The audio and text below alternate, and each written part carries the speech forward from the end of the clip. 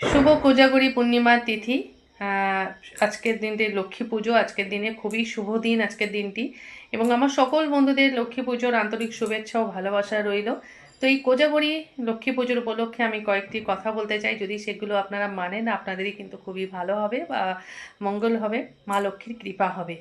তো আজকের দিনে কিন্তু কোজাগরী কথার অর্থ হচ্ছে কে জেগে আছে।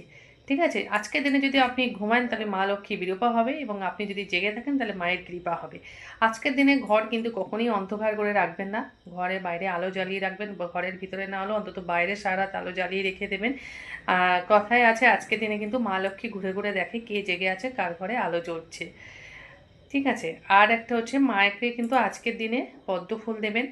মায়ের ঘটের স্থানে বা ঘটের যে আমরা গঙ্গার জল দিই, সেই তার মধ্যে যদি 5টা কড়ি আপনি রেখে দেন, এবং সেই 5টা কড়ি যদি আপনার ক্যাশ বাক্সে রেখে দেন বা আপনার লকারে যদি রেখে দেন, কিন্তু মা লক্ষ্মীর কৃপা হবে।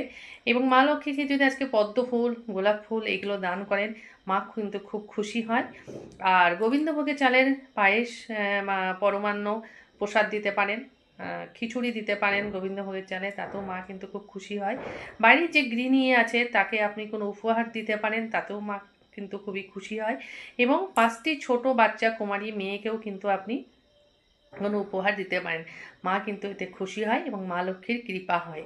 এবং আজকের দিনে যে মায়ের ভোগ রান্না হয়, পরমান্ন, খিচুড়ি, এই প্রসাদগুলো কিন্তু খেলে শরীরে অনেক রোগ মুক্ত কিন্তু হয়ে যায়। তো কোজাগরী কিন্তু লক্ষ্মী পুজোটা খুবই একটি শুভ তিথি। এটা অবশ্যই আপনারা মানবেন। এই কথাগুলো যদি আপনারা মানেন বা শোনেন, তো আপনাদেরই কিন্তু মঙ্গল। জয় মা লক্ষ্মী।